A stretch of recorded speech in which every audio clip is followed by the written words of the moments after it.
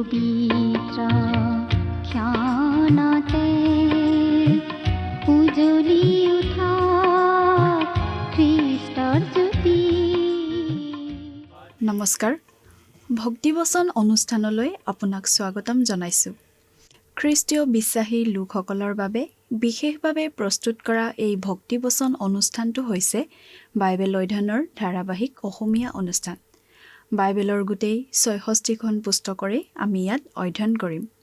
মাজে মাজে পুৰণি নিয়ম আৰু মাজে মাজে নতুন নিয়মৰ পৰা একোখন পুস্তক আমি ল'ম আৰু পুস্তকখনৰ প্ৰতিটো পদ পঢ়ি তাৰ ওপৰত সহজ সৰলভাৱে আমি ব্যাখ্যা আগবঢ়াবলৈ চেষ্টা কৰিম। গোটেইখন বাইবেল পঢ়ি শেষ কৰা খ্ৰীষ্টীয় বিশ্বাসী লোক আমি খুব কমেই লগ পাওঁ। এই অনুষ্ঠানটো নিয়মিতভাৱে শুনি থাকিলে আমাৰ শ্ৰোতা দৰ্শকসকলে গোটেইখন বাইবেল চোৱাৰ আৰু বুজি পোৱাৰ এটা সুযোগ পাব। প্ৰতিজন খ্ৰীষ্টীয় বিশ্বাসীৰ বাবে এইটো এটা উপযোগী অনুষ্ঠান হ'ব বুলি আমি আশা ৰাখিছোঁ। প্ৰিয় শ্ৰোতা দৰ্শক, এতিয়া আমি বাইবেলৰ পুৰণি নিয়ম খণ্ডৰ ৪ৰ্থখন পুস্তক অৰ্থাৎ গণনা পুস্তকৰ অধ্যয়ন চলাই আছোঁ। আমি যোৱা অনুষ্ঠানত এই গণনা পুস্তকৰ ২৩ আৰু ২৪ নম্বৰ অধ্যায়ৰ পৰা চাইছিলোঁ। আজিৰ অনুষ্ঠানত আমি গণনা পুস্তকৰ ২৫ আৰু ২৬ নম্বৰ অধ্যায় দুটাৰ পৰা চাবলৈ ওলাইছোঁ। ২২ নম্বৰ অধ্যায়ৰ পৰা আমি এটা বিশেষ ঘটনাৰ বিষয়ে পাওঁ। মোৱাবিয়াবিলাকৰ ৰজা বালাকে ইছৰাইল জাতিক অভিশাপ দিবৰ বাবে ভাৱবাদী বিলিয়মক মাতি পঠিওৱাৰ কথা। ২৩ আৰু ২৪ নম্বৰ অধ্যায়ত আমি বালাক আৰু বিলিয়মৰ কথাই পঢ়িবলৈ পাম। এই বিশেষ ঘটনাটো অলপ দীঘলীয়াকৈয়ে বৰ্ণনা কৰা আছে।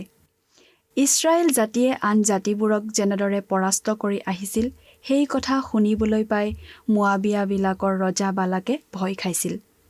সেইবাবে তেওঁ ইছৰাইল জাতিক পৰাস্ত কৰিবৰ বাবে অলৌকিক শক্তিৰ সহায় বিচাৰিছিল। বিলিয়ম ভাৱবাদীৰ যোগেৰে ইছৰাইল জাতিক সাও দিবলৈ তেওঁ চেষ্টা কৰিছিল আৰু বিলিয়মক ধন সোণ আদিৰ প্ৰলোভন দেখুৱাই মাতি পঠিয়াইছিল। বিলিয়মে ঈশ্বৰে যি ক'বলৈ কয় ইছৰাইল জাতিৰ বিষয়ে তাকেহে ক'ব বুলি জনাইছিল আৰু বাৰে বাৰে সাও দিয়াৰ পৰিৱৰ্তে ইছৰাইল জাতিক তেওঁ আশীৰ্বাদহে কৰিছিল, কাৰণ ঈশ্বৰৰ আত্মা তেওঁত স্থিতিল হৈছিল আৰু তেওঁৰ মুখেৰে আশীৰ্বাদৰ কথাহে ওলাইছিল। কিন্তু বিলিয়মে কৰা এটা অতি চতুৰ কামৰ বিষয়ে আমি পঢ়িবলৈ পাওঁ ২৫ নম্বৰ অধ্যায়ত। যেতিয়া বিলিয়মে দেখিলে যে তেওঁ কোনোপধ্যেই ইছৰাইল জাতিক অভিশাপ দিব পৰা নাই, তেতিয়া তেওঁ বালাকক শিকাই দিছিল কেনেকৈ ইছৰাইল জাতিক কলুষিত কৰি পাপত পতিত কৰিব পাৰিব। বিলিয়মে বালাকক উপদেশ দিছিল ইছৰাইলীয়া লোকবিলাকৰ লগত মিলি পৰিবলৈ, তেওঁলোকৰ মাজত চলে বলে কৌশলে অনুপ্ৰৱেশ কৰি তেওঁলোকক নৈতিকভাৱে নষ্ট কৰিবলৈ। তেতিয়া তেওঁলোক নিজে নিজেই ধ্বংস হ'ব। মোৱাবিয়াবিলাকে তাকেই কৰিলে আৰু বিয়া বাৰুৰ জৰিয়তে তেওঁলোক ইছৰাইল জাতিৰ লগত মিলি পৰি ইছৰাইল জাতিক ভিতৰৰ পৰা বিনষ্ট কৰিলে। ২৬ নম্বৰ অধ্যায়ৰ পৰা আমি গণনা পুস্তকৰ এটা নতুন বিভাগত প্ৰৱেশ কৰোঁ। পুৰণি প্ৰজন্মৰ সলনি এতিয়া এটা নতুন প্ৰজন্মই গঢ় লৈ উঠিছে। এই নতুন প্ৰজন্মটোৱেহে সেই প্ৰতিজ্ঞাৰ দেশ কনান দেশত প্ৰৱেশ কৰিব। এই সকলোবোৰ কথা বিতংভাৱে চাবলৈ আহকচোন এতিয়া আমি মূল আলোচনাটোৰ মাজলৈ আগবাঢ়ি যাওঁ। আমাৰ পৰম পবিত্ৰ প্ৰভু যীশুখ্ৰীষ্টৰ নামত নমস্কাৰ। প্ৰিয় শ্ৰোতা, আপোনাৰ ভালনে বাৰু? আশা কৰোঁ মহান পিতা পৰমেশ্বৰৰ মহান অনুগ্ৰহত আপুনি ভালে কুশলে আছে। আমি আজি কিছুদিন ধৰি বাইবেলৰ পুৰণি নিয়ম খণ্ডৰ গণনা পুস্তক নামৰ পুস্তকখন অধ্যয়ন কৰি আছোঁ, নহয় জানো? যোৱা অনুষ্ঠানত আমি এই গণনা পুস্তকৰ ২৪ নম্বৰ অধ্যায়লৈকে আমাৰ আলোচনা আগবঢ়াই লৈ গৈছিলোঁ। গতিকে আজিৰ অনুষ্ঠানত আমি ২৫ নম্বৰ অধ্যায়ৰ পৰা আলোচনা আৰম্ভ কৰিব খুজিছোঁ। আপোনাৰ হাতত যদি বাইবেলখন আছে, অনুগ্ৰহ কৰি গণনা পুস্তক উলিয়াই লওকচোন। পুৰণি নিয়ম খণ্ডৰ গণনা পুস্তক ২৫ আৰু ২৬ অধ্যায়। আৰু যদিহে লগত বাইবেল নাই, অনুগ্ৰহ কৰি মনোযোগ দি শুনিব। যোৱা অনুষ্ঠানৰ শেষৰ ফালে আমি পাইছিলোঁ যে বিলিয়মে ঈশ্বৰৰ হস্তক্ষেপৰ কাৰণে ইছৰাইল জাতিক সাও দিব নোৱাৰিলে। বালাকৰ আশাত চেঁচা পানী পৰাৰ উপক্ৰম হ'ল আৰু সঁচাকৈ চেঁচা পানী পৰিল। কিন্তু যাবৰ সময়ত বিলিয়মে নিজৰ আচল স্বৰূপটো দেখুৱাই থৈ গ'ল। 22, 23 আৰু 24 অধ্যায়কেইটা অধ্যয়ন কৰিলে এনে লাগে যেন বিলিয়মৰ দৰে আজ্ঞাকাৰী বিশ্বাসী ঈশ্বৰৰ দাস পোৱা টান হ'ব। ওপৰে ওপৰে পঢ়ি গ'লে আমাৰ তেনেকুৱাই লাগে। কিন্তু তাৰ মাজতো তেওঁৰ আচল স্বৰূপটো, তেওঁৰ লোভীয়া স্বভাৱটো ওলাই পৰিছিল। যেনে ধৰি লওক, প্ৰথমবাৰ যেতিয়া তেওঁ বালাকৰ দূতসকলৰ লগত যাবনে নাযাব তাৰ বিষয়ে সুধিবলৈ ঈশ্বৰৰ ওচৰলৈ গৈছিল, তেতিয়া ঈশ্বৰে স্পষ্টৰূপে কৈ দিছিল, নাযাবা বুলি। আপোনাৰ ভালদৰে মনত পৰক বুলি পদটো আকৌ এবাৰ পঢ়ি দিছোঁ। 22 নম্বৰ অধ্যায়ৰ 12 পদ। তাতে ঈশ্বৰে বিলিয়মক ক'লে, তুমি তেওঁবিলাকৰ লগত নাযাবা, তুমি সেই জাতিক সাও নিদিবা, কিয়নো তেওঁবিলাক আশীৰ্বাদ পোৱা লোক। ইমান স্পষ্টকৈ কোৱাৰ পিছতো বিলিয়মে দ্বিতীয়বাৰ সুধিবলৈ যাবৰ কি প্ৰয়োজন? আচলতে দ্বিতীয়বাৰ বালাকে দূত পঠাওঁতে কিছুমান লোভনীয় প্ৰস্তাৱো আগবঢ়াইছিল। যেনে, মই আপোনাক অতিশয়ৰূপে সন্মানিত কৰিম আৰু যি যি আজ্ঞা দিব তাকে কৰিম। গণনা পুস্তক 22 অধ্যায় 17 পদ। লোভ। বিলিয়ম লোভত ফচিল। বিলিয়মে লোভক সামৰি ৰাখিব নোৱাৰি যাবলৈ ওলাল। কিন্তু তেওঁৰ সেই কাৰ্যত ঈশ্বৰৰ খং উঠিছিল। ঈশ্বৰে নিজৰ দূতৰ দ্বাৰাই তেওঁৰ বাট আগুচি ইয়াকো ক'লে যে মই যি কথা তোমাক ক'ম কেৱল তাকেহে ক'বা। এটা অতি কঠোৰ আজ্ঞা। আৰু সেইমতেই হ'ল। ইছৰাইলক সাও দিব পৰা বাক্য বিলিয়মৰ মুখৰ পৰা নোলাল, বৰং আশীৰ্বাদ বাক্যহে ওলাল। ইমানখিনিতে তেওঁ বুজিব পাৰিব লাগিছিল যে নাই, নহ'ব। ঈশ্বৰ ইছৰাইলৰ প্ৰতি অতি দয়ালু। ইছৰাইল বিনষ্ট হোৱাটো তেওঁ কামনা নকৰে। বালাকৰ কথামতে যা তা কাম কৰা ভাল নহ'ব। বালাকৰ উপহাৰলৈ লোভ কৰাও পাপ হ'ব। ধন সোণতকৈ মোক ঈশ্বৰহে প্ৰয়োজন। ঈশ্বৰৰ পাছ মই এৰিব নোখোজো। এই বুলি যদি বিলিয়মৰ মনে ক'লেহেঁতেন, তেন্তে নিশ্চয় তেওঁ ঈশ্বৰৰ আশীৰ্বাদপ্ৰাপ্ত লোক হ'লহেঁতেন। কিন্তু নহ'ল। যাবৰ পৰত তেওঁ বালাকক আন এটা উপায়হে দি গ'ল। ইছৰাইলক মোৱাবৰ জীয়াৰীবোৰে সৈতে ব্যভিচাৰত লিপ্ত কৰাই ঈশ্বৰৰ দৃষ্টিত জাতিটোক অবাধ্য কৰিব পাৰে। তেওঁ বালাকক এই শিক্ষা দি নিজ ঠাইলৈ গুচি গ'ল। আজি আলোচনা কৰিবলৈ লোৱা 25 নম্বৰ অধ্যায়টো সেই কাহিনীৰেই গঠিত। চাওঁচোন এই অধ্যায়ত কি আছে। আমি প্ৰথম পদ 3 পঢ়ি দিছোঁ। গণনা পুস্তক 25 অধ্যায় 1 পৰা 3 পদ। পাছে ইছৰাইলে চিটিমত বাস কৰিলত লোকবিলাকে মোৱাবৰ জীয়াৰীবোৰে সৈতে ব্যভিচাৰ কৰিবলৈ ধৰিলে। কিয়নো সেই জীয়াৰীবোৰে তেওঁবিলাকক নিজ দেৱতাৰ বলিদান দিয়ালৈ মাতিলত লোকবিলাকে ভোজন কৰি সিহঁতৰ দেৱতাৰ আগত প্ৰণিপাত কৰিলে। ইছৰাইল বাল-পিয়ৰৰ দেৱতাত আসক্ত হোৱাত ইছৰাইলৰ অহিতে জিহুৱাৰ ক্ৰোধ জ্বলি উঠিল। ঘটনাটো আপুনি নিশ্চয় মন কৰিছে। বিলিয়মে ইছৰাইলক সাও দিব নোৱাৰিলে, কিন্তু এটা সাংঘাতিক কাম কৰি গ'ল। বালাকে কি কৰা উচিত সেই বিষয়ে পৰামৰ্শ দি গ'ল। আৰু সেয়া হৈছে, মোৱাবৰ লোকবিলাকে ইছৰাইলৰ লোকবিলাকক দেশত অনুপ্ৰৱেশ কৰিবলৈ দিব লাগে, তেওঁলোকৰ সৈতে হলিগলি কৰিব লাগে, তেওঁলোকক অসবৰ্ণ বিবাহত লিপ্ত কৰিব লাগে আৰু তেওঁলোকৰ ঈশ্বৰৰ পৰা তেওঁলোকক দূৰ কৰিবলৈ দেৱপূজাত লিপ্ত কৰিব লাগে। আমি এই কথা অতি দৃঢ়ভাৱে বিশ্বাস কৰোঁ যে তেওঁলোকে নিশ্চয় ইছৰাইলক কথাৰ জালত ফচাইছিল। তেওঁলোকে ইছৰাইলক বৰ বেছি গোড়া বা বৰ বেছি ঠেক মনৰ নহ'বলৈ কৈছিল। তেওঁলোকে নিজকে খুব বহল মনৰ মানুহ যেন দেখুৱাই ইছৰাইলক তেওঁলোকৰ লগত আহি সেৱা পূজাত যোগ দিবলৈ উৎসাহিত কৰিছিল। কিন্তু তেওঁলোকে নিজে হ'লে কেতিয়াও ইছৰাইলৰ লগত গৈ ঈশ্বৰৰ সেৱা উপাসনাত ভাগ লোৱা নাছিল। বৃদ্ধ বিলিয়মে বৰ কিটিপ লগাই কামটো কৰালে। তেওঁ জানিছিল যে বালাকে এই লোকবিলাকৰ দ্বাৰা ইছৰাইলৰ সন্তানবিলাকক ধৰ্মীয় দিশত ব্যভিচাৰী কৰিব পাৰিব, আৰু শেষত গৈ তেনেকুৱাই হ'ল। ইছৰাইলে দেৱপূজাত লিপ্ত হৈ ব্যভিচাৰ কৰিলে আৰু ঈশ্বৰৰ অনুগ্ৰহৰ পৰা বঞ্চিত হ'ল। 4 আৰু 5 নম্বৰ পদ। তাতে জিহুৱাই মোচিক ক'লে, জিহুৱাৰ প্ৰচণ্ড ক্ৰোধ ইছৰাইলৰ পৰা গুচিবৰ নিমিত্তে তুমি লোকবিলাকৰ আটাই মূল মানুহক নি জিহুৱাৰ উদ্দেশ্যে সূৰ্যৰ সন্মুখত সিহঁতক আঁৰি থোৱা। তেতিয়া মোচিয়ে ইছৰাইলৰ বিচাৰকৰ্তাবিলাকক ক'লে, তোমালোক প্ৰতিজনে বাল-পিয়ৰত আসক্ত হোৱা নিজ লোকবিলাকক বধ কৰা। এয়া অতি ভয়ানক দণ্ড যেন আপুনি হয়তো অনুভৱ কৰিব পাৰে। আৰু সঁচাকৈ এইটো ভয়ানক দণ্ড। কিয় জানেনে বাৰু? কাৰণ এইটো এটা মাৰাত্মক ৰোগ। এই ৰোগে যিকোনো মানুহকে ঈশ্বৰৰ পৰা দূৰ কৰিব পাৰে আৰু নৰকলৈ লৈ যাব পাৰে। আৰু সেইকাৰণে ঈশ্বৰে ইছৰাইল জাতিটোলৈ অতি অনুগ্ৰহী হৈ এনে কাৰ্য কৰিবলৈ নিৰ্দেশ দিছে, যাতে জাতিটো ৰক্ষা পৰে, সম্পূৰ্ণ ধ্বংস নহয়। 6 পদৰ পৰা 9 পদ। পাছে ইছৰাইলৰ সন্তানবিলাকে সাক্ষাৎ কৰা তম্বুৰ দুৱাৰমুখত ক্ৰন্দন কৰি থাকোঁতে মচিৰ আৰু গোটেই মণ্ডলীৰ সাক্ষাতে ইছৰাইলৰ সন্তানবিলাকৰ মাজৰ এজন পুৰুষে নিজ জ্ঞাতিবিলাকৰ গুৰিলৈ এজনী মিডিয়নীয়া তিৰোতা আনিলে। তাকে দেখি হাৰুণ পুৰোহিতৰ নাতিয়েক ইলিয়াজৰৰ পুত্ৰ পিনহছে মণ্ডলীৰ মাজৰ পৰা উঠি হাতত বৰ্ষা লৈ সেই ইছৰাইলীয়া পুৰুষৰ পাছে পাছে খেদি গৈ কোঠালিত সোমাই সেই দুইজনক, সেই ইছৰাইলীয়া পুৰুষক আৰু সেই তিৰোতাজনীৰ পেটত খুচিলে। তাতে ইছৰাইলৰ সন্তানবিলাকৰ মাজৰ পৰা মহামাৰী স্থগিত হ'ল। আৰু যিবোৰ মহামাৰীত মৰিল সিহঁত 24,000 লোক আছিল। দেখিলে নহয় প্ৰিয় শ্ৰোতা, বিলিয়মৰ কুচক্ৰান্ত। এই উপায়েৰেই বিলিয়মে ইছৰাইললৈ সাও আনিছিল। আমাৰ প্ৰভু যীশুৱে প্ৰকাশিত বাক্য পুস্তকখনত সেই একে কথাকেই কৈছে। তেওঁ কৈছে যে আজি মণ্ডলীবিলাকৰ ভিতৰত এই একেটা বেমাৰে খুটি খুটি খাইছে। এইখিনিতে আমাৰ মতামতটো এনেকুৱা যে আজি ঈশ্বৰৰ লোক বা ঈশ্বৰৰ কাৰ্য কৰা বা ঈশ্বৰৰ মণ্ডলীৰ ওপৰত শত্ৰুৱে বাহিৰৰ পৰা আঘাত কৰিব নোৱাৰে, ভিতৰৰ পৰাহে আঘাত কৰে। মণ্ডলীক কেতিয়াও বাহিৰৰ পৰা আঘাত কৰিব নোৱাৰে। পৰগামৰ মণ্ডলীটোলৈ প্ৰভুৱে এইদৰে কৈছিল যে তথাপি তোমাৰ বিৰুদ্ধে মোৰ কেইটামান কথা আছে, যে তুমি সেই ঠাইত বিলিয়মৰ শিক্ষা মনা মানুহবিলাকক ৰাখিছা। তেওঁ ইছৰাইলৰ সন্তানবিলাকৰ সন্মুখত বিঘিনি পেলাই থবলৈ, অৰ্থাৎ দেৱতাৰ প্ৰসাদ খুৱাবলৈ আৰু ব্যভিচাৰ কৰাবলৈ বালাক ৰজাক শিক্ষা দিছিল। প্ৰকাশিত বাক্য 2:14। এইটো হৈছে বিলিয়মৰ শিক্ষা।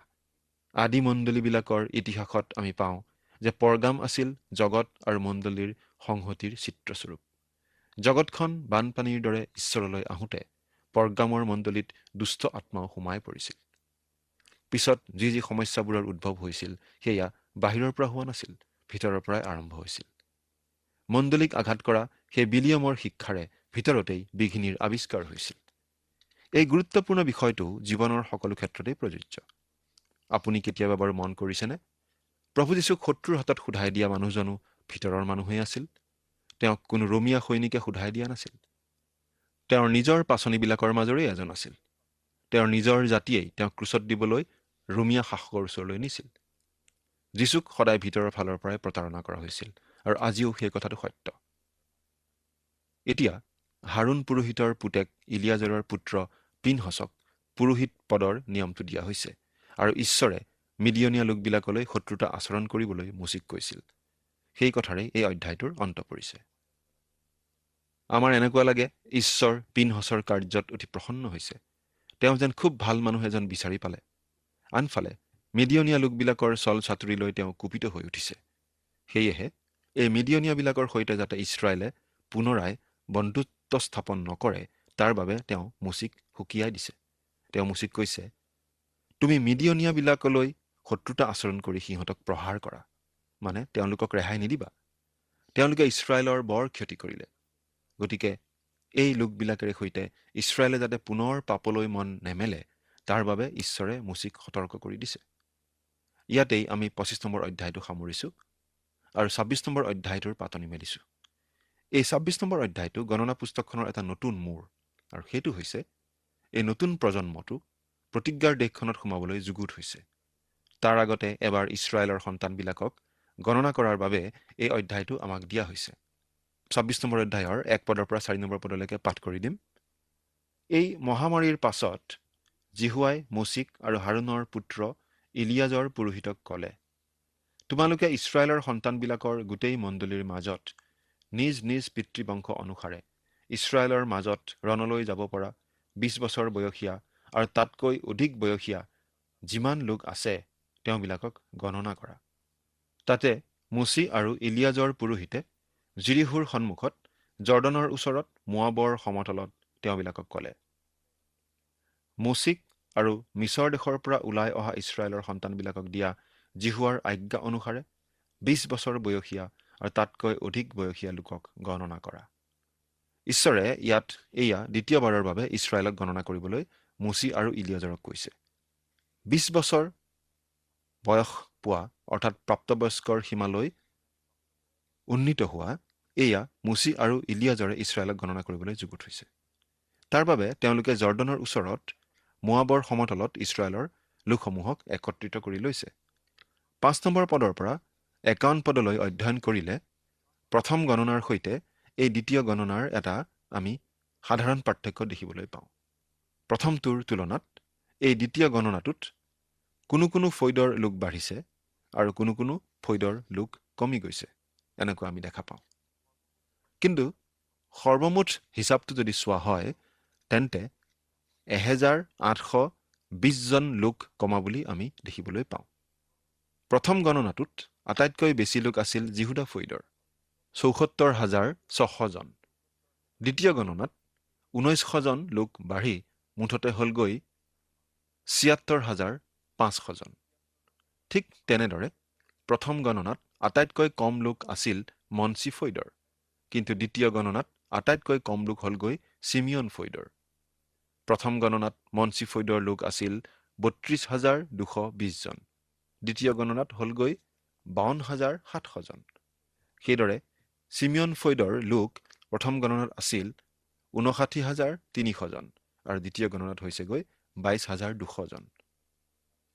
প্ৰথম গণনাত ৰুবেন ফৈদৰ লোক আছিল 46,500 জন, দ্বিতীয় গণনাৰ সময়ত 2,770 জন কমি গৈ মুঠতে 43,730 জন হ'লগৈ। গাদ ফৈদৰ প্ৰথমতে আছিল 45,650 জন, কিন্তু দ্বিতীয় গণনাত হ'ল 40,500 জন। ইছাখৰ ফৈদত প্ৰথম গণনাত আছিল 54,400 জন, কিন্তু দ্বিতীয় গণনাত হ'ল 64,300 জন। এনেদৰে বিভিন্ন ফৈদসমূহৰ গণনাৰ কথাবিলাক আমি দেখা পাওঁ।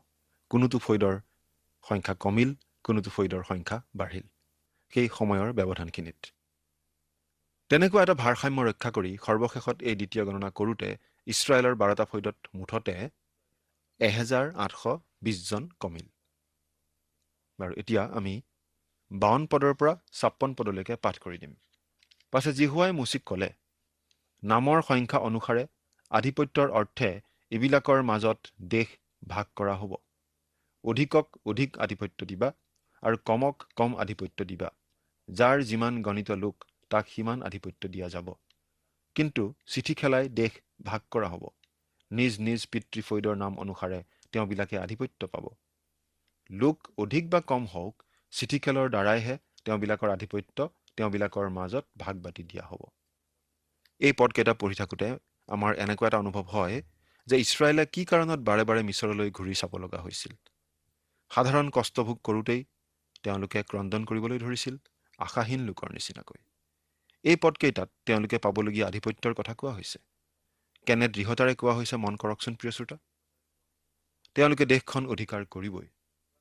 সন্মুখত এতিয়াও অনেক যুদ্ধ আছেই, তথাপি ঈশ্বৰে তেওঁলোকক দেশখন দিবই। দিম বুলি প্ৰতিজ্ঞা কৰিছে যেতিয়া দিবই। তেওঁৰ কথাৰ ইফাল সিফাল নহয়। এতিয়া কথা হৈছে দেশখন ভাগ বাটি দিয়া কামৰহে। কাক কেনেকৈ দিয়া হ'ব তাক ঈশ্বৰে অতি স্পষ্টকৈ ইয়াত প্ৰকাশ কৰি দিছে। এতিয়া আমি পাঠ কৰিম 57 পদৰ পৰা 62 পদলৈকে। পাঠ কৰি দিছোঁ। নিজ নিজ গোষ্ঠী অনুসাৰে লেভি ফৈদৰ মাজত গণিত লোক এইবিলাক: গেৰচুনৰ পৰা গেৰচুনীয়া গোষ্ঠী, কহাতৰ পৰা কহাতীয়া গোষ্ঠী, মৰাৰীৰ পৰা মৰাৰীয়া গোষ্ঠী। লেবিয়া গোষ্ঠী এইবিলাক: লিবনীয়া গোষ্ঠী, হিব্ৰুনীয়া গোষ্ঠী, মহলীয়া গোষ্ঠী, মুচিয়া গোষ্ঠী, কুৰহীয়া গোষ্ঠী। কহাতৰ পুতেক অম্ৰম, অম্ৰমৰ ভাৰ্যাৰ নাম জোকেবদ। তেওঁ লেবীৰ জীয়েক। তেওঁৰ মাকে তেওঁক লেবিলৈ মিছৰ দেশত জন্মালে। তেওঁ অম্ৰমলৈ হাৰুণ, মুচি আৰু তেওঁবিলাকৰ বায়েক মিৰিয়মক জন্মালে। হাৰুণলৈ নাদব, অবিহু, ইলিয়াজৰ আৰু ইথামৰ জন্মিল। কিন্তু নাদব আৰু অবিহুৱে জিহুৱাৰ সাক্ষাতে সাধাৰণ জুই উৎসৰ্গ কৰাত তেওঁবিলাক মৰা পৰিল। তেওঁবিলাকৰ মাজত এমাহ বয়সীয়া আৰু তাতকৈ অধিক বয়সীয়া পুৰুষবিলাকক গণনা কৰা হলত 23,000 জন হ'ল। কিয়নো ইছৰাইলৰ সন্তানবিলাকৰ মাজত তেওঁবিলাকক কোনো আধিপত্য নিদিয়াৰ কাৰণে ইছৰাইলৰ সন্তানবিলাকৰ মাজত তেওঁলোক গণিত নহ'ল। অলপ সময়ৰ আগতে ইছৰাইলক গণনা কৰাৰ যিটো হিচাপ দিয়া হ'ল তাত লেবিয়া ফৈদৰ কোনো কথা উল্লেখ কৰা হোৱা নাই। এই লেবিয়া ফৈদৰ এমাহ বয়সীয়া আৰু তাতকৈ বেছি বয়সৰ লোকৰ গণনা কৰাত মুঠতে 23,000 জন লোক পোৱা গ'ল। প্ৰথম গণনাৰ সময়ত লেবিয়া ফৈদৰ মুঠ এই জনসংখ্যা আছিল 22,000 জন। এই লেবিয়া ফয়দৰ লোকসকলক কোনো আধিপত্য দিয়া নহ'ব বুলি ঈশ্বৰে আগতেও জনাই থৈছিল আৰু সেই কথাটো এতিয়া আকৌ ইয়াত জনাই দিছে। এতিয়া আমি 63 পদৰ পৰা 65 পদলৈকে পাঠ কৰি দিব খুজিছোঁ। এনেদৰে লিখা আছে, এইবিলাক লোকক মুচি আৰু পুৰোহিত ইলিয়াজৰৰ দ্বাৰাই গণনা কৰা হ'ল। তেওঁবিলাক জিৰিহুৰ সন্মুখত জৰ্দনৰ ওচৰত মোৱাবৰ সমথলত ইছৰাইলৰ সন্তানবিলাকক গণনা কৰিলে। কিন্তু চিনয় অৰণ্যত ইছৰাইলৰ সন্তানবিলাকক গণনা কৰা মুচি আৰু হাৰুণ পুৰোহিতৰ দ্বাৰাই যিবিলাকক গণনা কৰা হৈছিল, তেওঁবিলাকৰ এজনো ইবিলাকৰ মাজত নাছিল।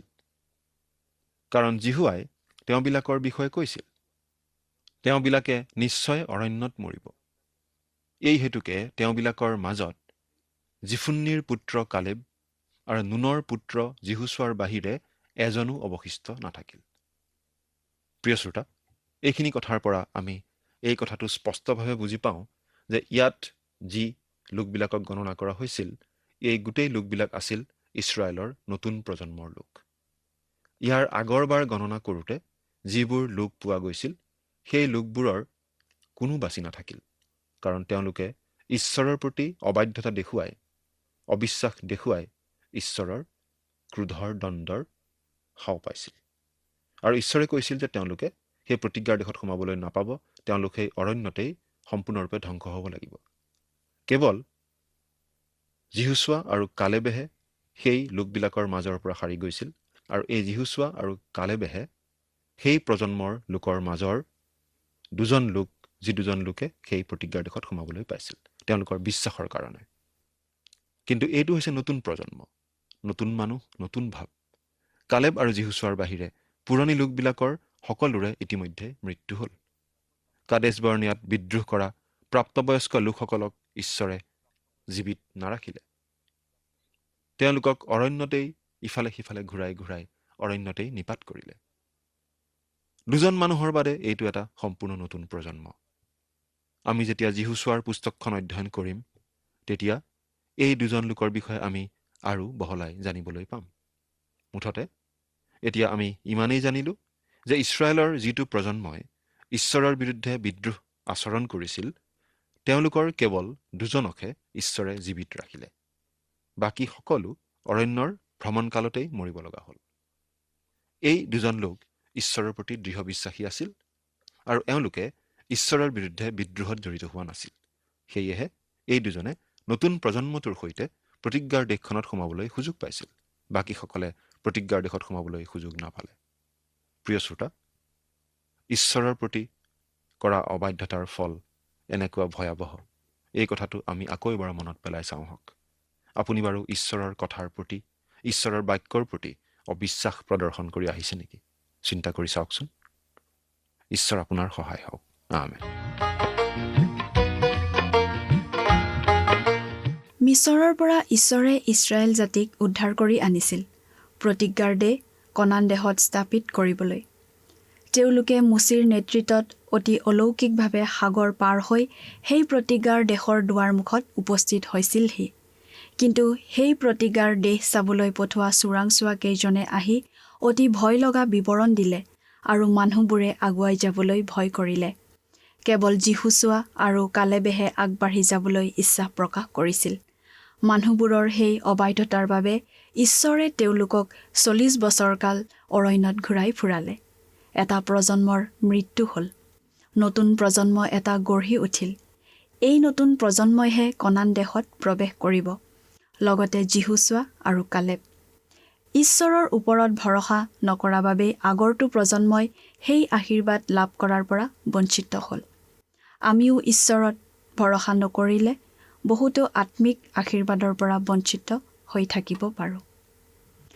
পৰৱৰ্তী অনুষ্ঠানত পুনৰ লগ পোৱাৰ আশাৰে আজিলৈ ইমানতে সামৰণি মাৰিব খুজিছোঁ। ঈশ্বৰে আপোনাক আশীৰ্বাদ কৰক। ধন্যবাদ।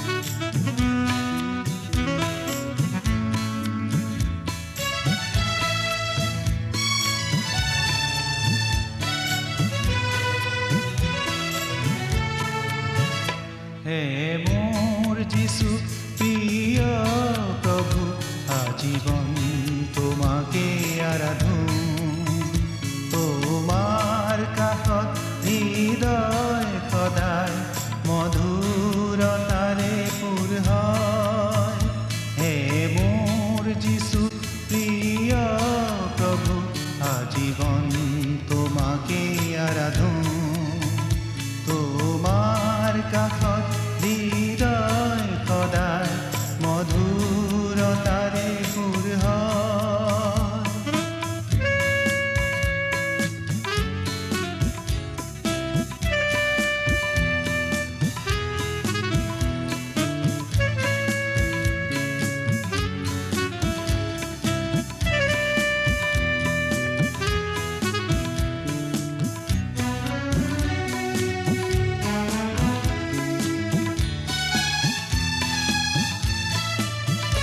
জীৱন পথত নিসংগতাই যেতিয়া হতাশা আনে জীৱন পথত নিসংগতাই যেতিয়া হতাশা আনে তুমিয়ে যিশু প্ৰেৰণাৰ সাগৰ তুমিয়ে আপোন জীৱন তুমিয়ে যিশু প্ৰেৰণাৰ সাগৰ তুমিয়ে আপোন জীৱন হে মোৰ যিশু প্ৰিয় প্ৰভু আজীৱন তোমাকে আৰাধো তোমাৰ কাষত হৃদয় সদায় মধুৰতাৰে পূৰ হয়